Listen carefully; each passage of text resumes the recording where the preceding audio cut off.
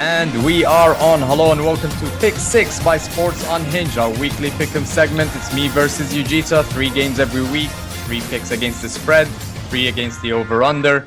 And we get 1 point for each correct pick and double points for betting against the expert.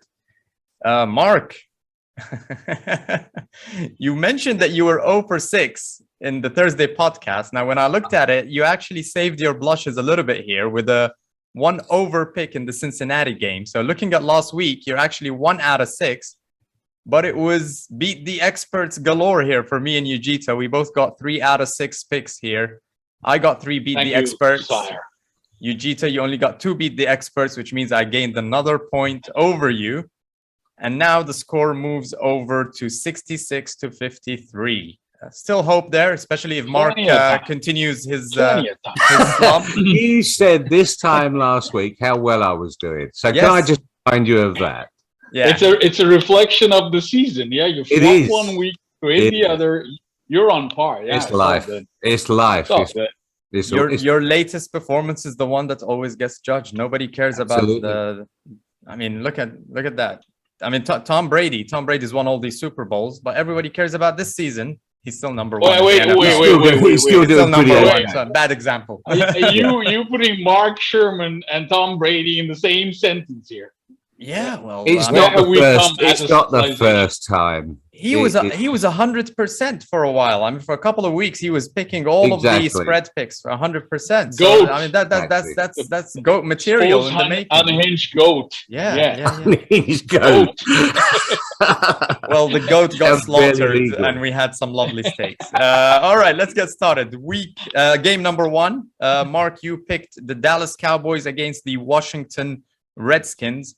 Dallas 4.5 points favorite, so Washington's are underdogs at home, and the over/under is at 48 points. Let me get started with this one. I think Washington, they've had 2 17-15 score wins over the last 2 weeks. So against the Seahawks, and then last week against the Raiders.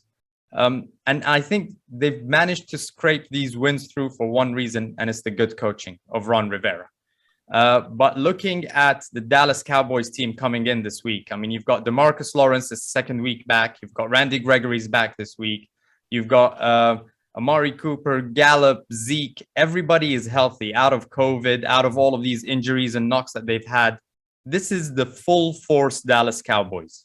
So I totally expect, I mean, this is the kind of Dallas Cowboys that we'd hope we would see in the playoffs, because we really get to see what they're made of. So I think that the Washington football team's luck runs out here, and Dallas wins this game. Dallas 29, Washington 21. Dallas and the over for me, Ujita. Wow. All right, man. I mean, look, the way the season has gone, and then the fact that you are, 13 points ahead of me. I had to self-scout myself and come up with a complicated method of picking the games. And I'm going to deploy it now. And it says Washington.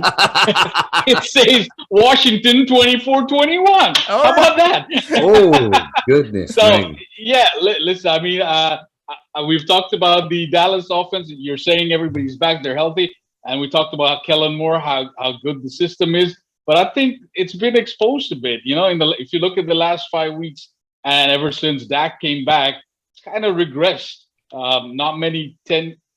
I forgot to mention. I forgot to mention who would be back for Dallas this week, and that's McCarthy. So take that. I mean, that's another kind of. Listen, That's unless Mike McCarthy is back with a fresh delivery of monkey butt, I think. Okay, Ron Rivera has got this cohesion with Taylor Heineke. He's got this cohesion with Jack Del Rio, and they're somehow seem more motivated. On the injuries, they've got a lot as well themselves. Landon Collins, Jonathan Allen, Montez Sweat, all these guys are out. But they seem to be, as you said, they've been stringing these wins together. It's a division game. I would honestly like both of them to lose if there's a possibility. But I think Washington, because of this momentum they've got going, they got a better defense, I think, at the moment than Dallas. The way they've been working things out On secondary, yeah, still the front four. They'll give them pass rush will be heavy on Dallas. So that's why I'm going at 24-21. Plus, I must go against you. That's what the coin says. 24-21. Well, whatever the coin says, Washington and the under for Ujita. Exactly opposite pick. Mark. This could be make or break for Ujita then, because I'm going to go double against you. So that's good for you, because that's what I want. With my record and everything else, it's all good. So there are a couple of injuries that you've not mentioned. Pollard is doubtful or questionable for Dallas, and I think if he's not playing, that's a really big loss because he's done the hard yards. I don't believe Elliott's really where he was. But the guy missing from Washington is Logan Thomas, who's now on IR, tight end, and he's been really solid. He's got those hard yards to make to move the chain. So I think that's actually going to hurt Washington more than Dallas. So I'm going Dallas 30, Washington 24. Okay. All right. So comeback week. Dallas and the over for Mark as well. Yeah. Okay, Let's cool. go. Game number 2. We've got the San Francisco 49ers at the Cincinnati Bengals. The Bengals are 1.5-point underdogs at home with the over under at 48.5. Ujita, you get us started with this one. Yeah, but look, it's going to be a shootout game. That's for sure. And both of them trying to stay in this playoff hunt. I think Cincinnati is going to be more desperate for them than San Fran. Yeah, and then they're gonna know what the Ravens have done because their game will start after the Ravens game. They want to try and tie them up at the top if they win this game. So I know Cincinnati. We talked about this on Thursday's podcast. We really don't know where to go with them, but I think this is a game that they come back. Mixon kind of redemption for that fumble that he did last week and lost the game. San Fran, they're going to be out without Deebo Samuels, Fred Warner again. So, I mean, San Francisco will give them some trouble on defense on Cincinnati, but I think Burrows, even with his pinky broken or whatever it is, he's going to still find Jamar Chase, Ty Higgins, and Mixon from the backfield. So I've got a good feeling for Cincinnati this week. I got them going 27-23, them winning and covering and keeping it over because I think there'll be some heavy pass play as well. Okay. I mean, from my side, I don't think I can disagree with you. I'm going to have to go with the same pick, Cincinnati and the over. Damn it, get your own coin. I know. I need to get my own coin, but I actually thought about this a little. I disagree with the fact that you think that, Cincinnati are more desperate than San Francisco. I think both of them are. One is 6th in the AFC, the other is 7th in the NFC. And every game is important for all of these fringe teams right now. So it's a very, very important game.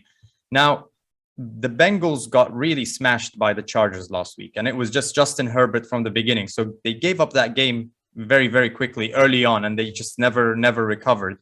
At the same time, I'm looking at San Francisco's game last week. Jimmy G is not a reliable quarterback. I mean, there was that end zone safety. There were a couple of interceptions that he threw.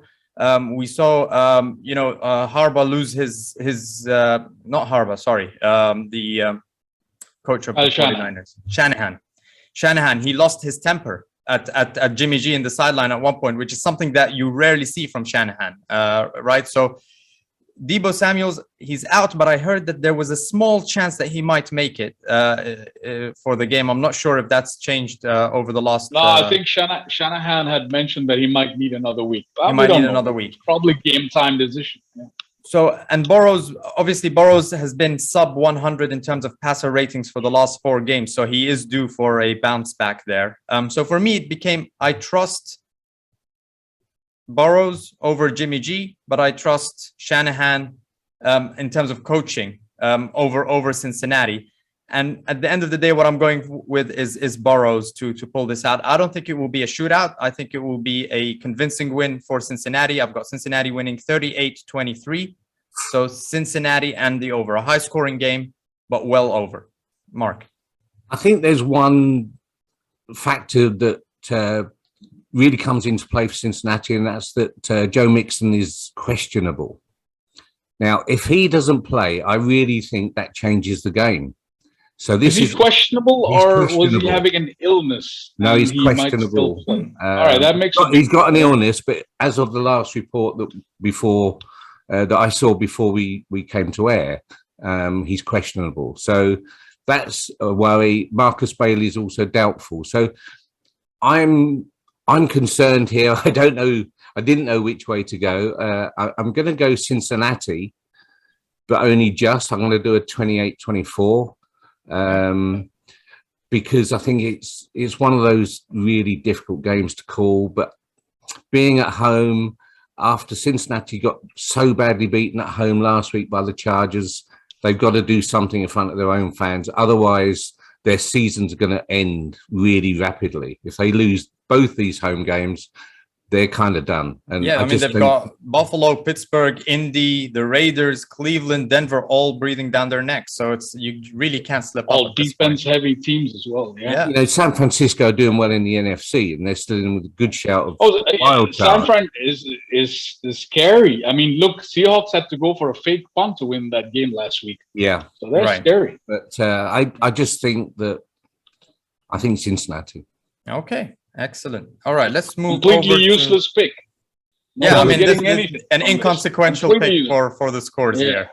All right, let's go over slacking, to Mark. Game 3, Detroit Lions at the Denver Broncos. Denver are 10.5-point favorites with the over-under at 42 points. Now, Denver will be playing with a bit of a heavy heart this week with the news of the passing of Demaryius Thomas. I think that was shocking news. Gone too young at 33 years old. So for me, I mean, Denver have been a team that is capable of blowouts.